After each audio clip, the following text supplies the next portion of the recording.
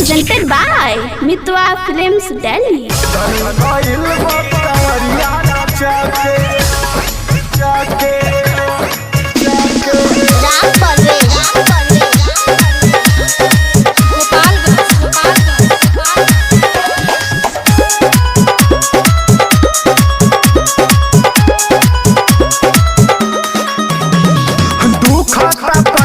छूटा रोई ले आवर देवरू गाड़ी तो चलाई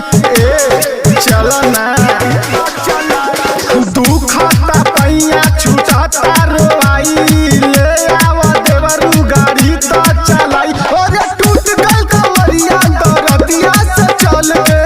धनुई भइल बा कमरिया लचक के धनुई भइल बा कमरिया लचक के धनुई भइल बा कमरिया लचक के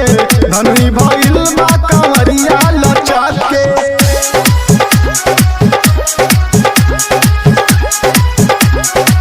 धनुई भइल बा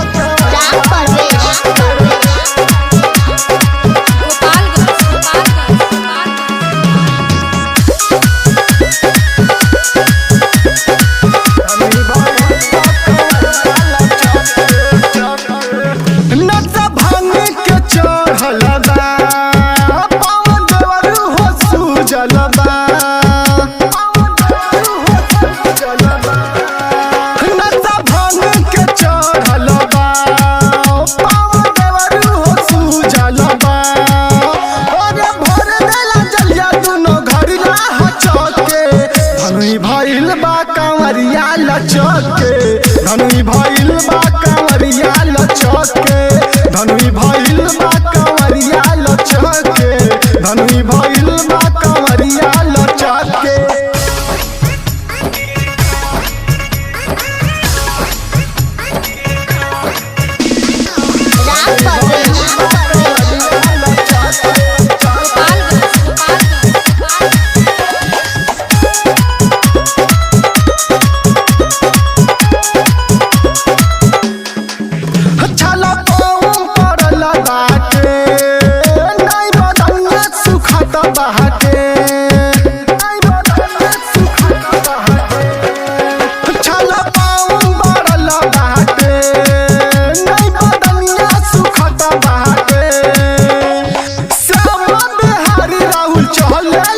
धनुई भइल बा कमरिया लचक के